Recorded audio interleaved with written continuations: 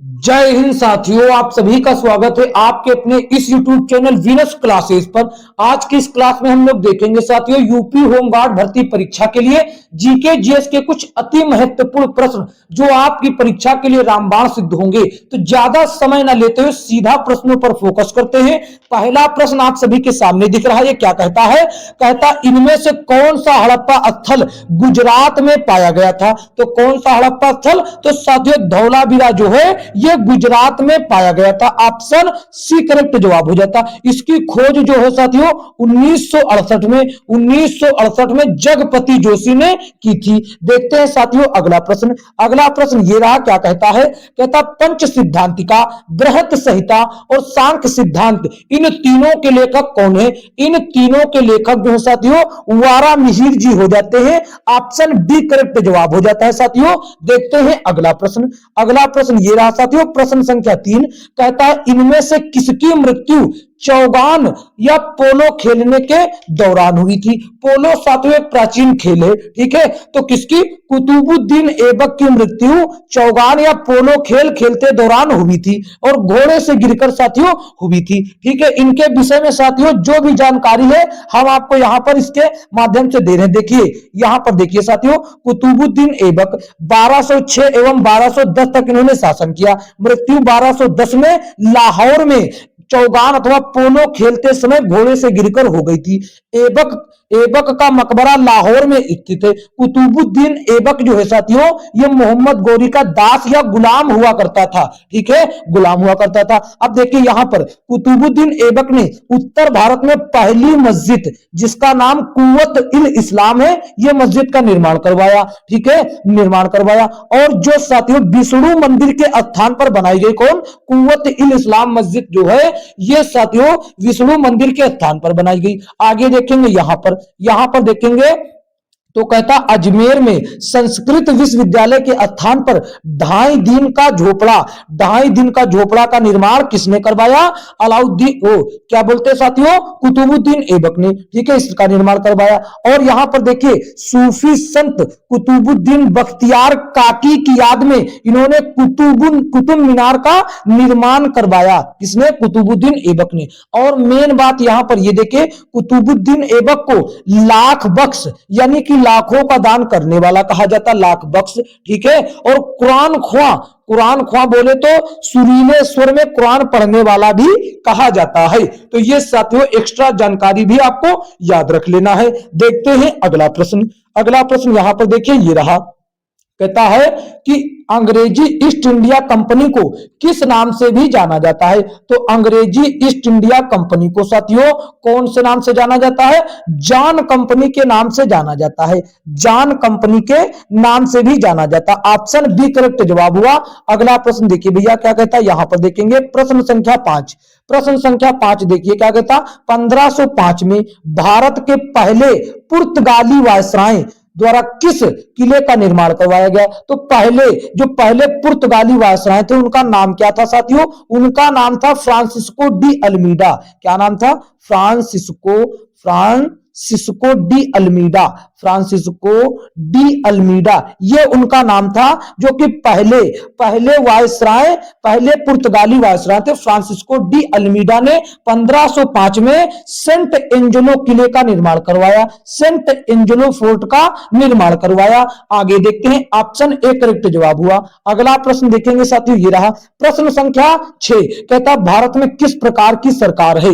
भारत में किस प्रकार की साथियों सरकार है? तो भारत में जो है भैया संसदीय सरकार है। मतलब कि यहां पर जनता के द्वारा साथियों प्रत्येक 5 वर्ष बाद साथियों मतलब जनता के द्वारा अपना शासक चुना जाता है। देखते हैं साथियों अगला प्रश्न। अगला प्रश्न यहां पर देखिए ये रहा, कहता किसी लोक सेवक को निम्नलिखित में से क्या बनने की अनुमति नहीं है? क्या बनने की अनुमति नहीं है? किसी विश्वविद्यालय का उप कुलपति, संसद, मंत्रिमंडल सचिव, केंद्रीय मंत्री का निजी सचिव। तो साथियों संसद बनने की अनुमति नहीं होती है किसी भी लोक सेवक को। आगे देख लेते हैं। आगे साथियों देखेंगे ये रहा, प्रश्न संख्या 8 कहता निम्नलिखित में से किसने सर्वप्रथम भारत के लिए संविधान सभा का प्रस्ताव रखा था? Sachchidanand Sinha, K M Munshi, B N Rao, M N Roy. तो एम एन रॉय ने साथियों सबसे पहले साथियों संविधान सभा को गठन करने का वो साथियों प्रस्ताव रखा। कब रखा? 1934 में रखा। ये भी आपको याद रखना है।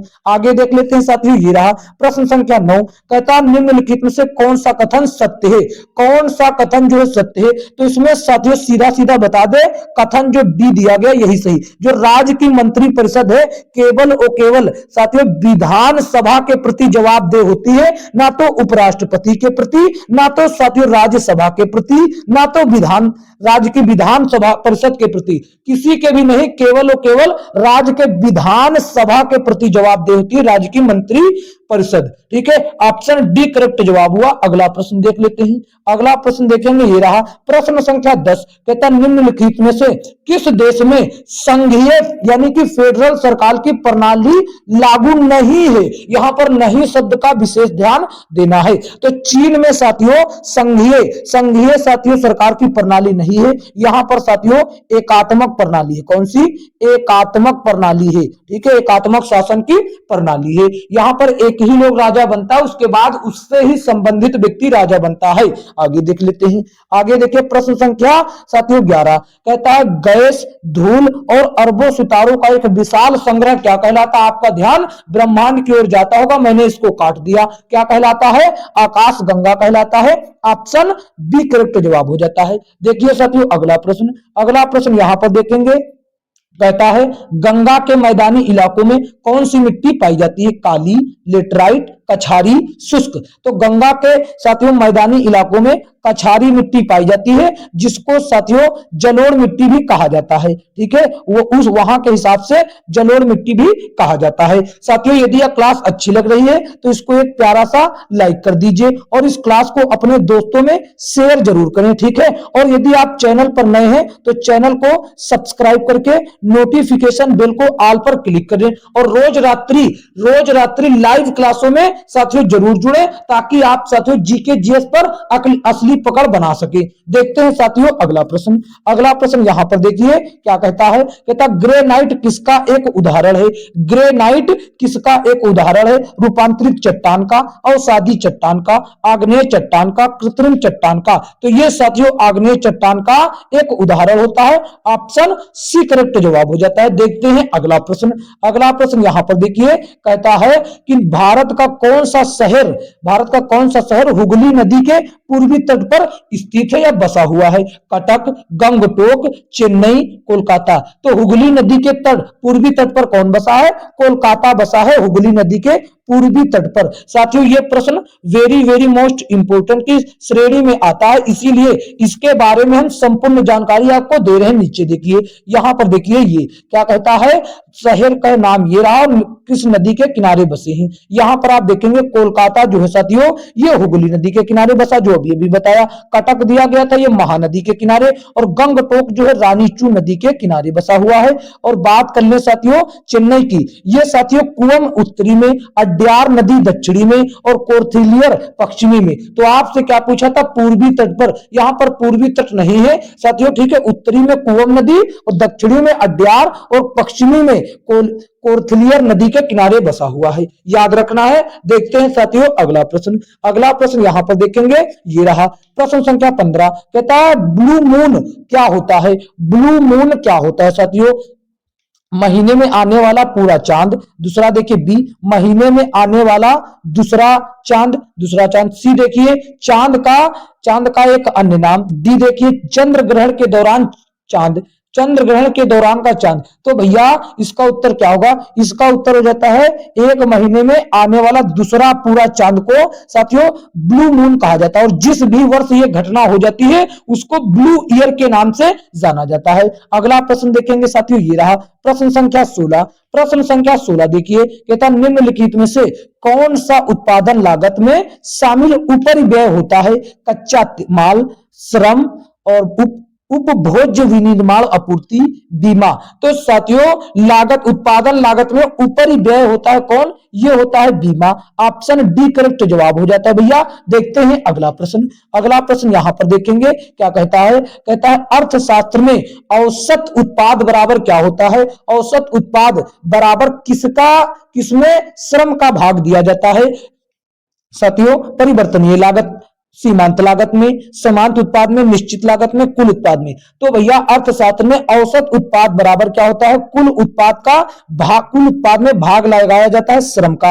ऑप्शन डी करेक्ट जवाब हो जाता है। अगला प्रश्न देखेंगे साथियों यहां पर, ये क्या कहता है, ये भी इकोनॉमिक्स का प्रश्न है। कहता है जब तक एमपी यानी कि सीमांत उत्पाद औसत उत्पाद यानी कि एपी से अधिक रहता है तब तक औसत उत्पाद क्या करता है, रहता है, तब तक औसत उत्पाद जो होता है साथियों बढ़ना जारी रहता है, बढ़ना जारी रहता है। ऑप्शन बी करेक्ट जवाब हो जाता है। देखते हैं साथियों अगला प्रश्न। अगला प्रश्न यहां पर देखेंगे प्रश्न संख्या 19। कहता कर्नाटक, तेलंगाना और आंध्र प्रदेश में गुड़ी पड़वा त्योहार को किस अन्य नाम से जाना जाता है। गुड़ी पड़वा को अक्षय तृतीय, पोंगल, बैसाखी, उद्दी में देखिए उगादी या युगादी। तो इसका साथियों सही उत्तर हो जाएगा ऑप्शन डी। ठीक है, तो कर्नाटक, तेलंगाना और आंध्र प्रदेश में गुड़ी पड़वा को युगादी या उगादी त्योहार के नाम से जाना जाता है। अगला प्रश्न देखेंगे साथियों, ये रहा अगला प्रश्न रहा, ये क्या कहता है, कहता है कि किस भारतीय राज्य में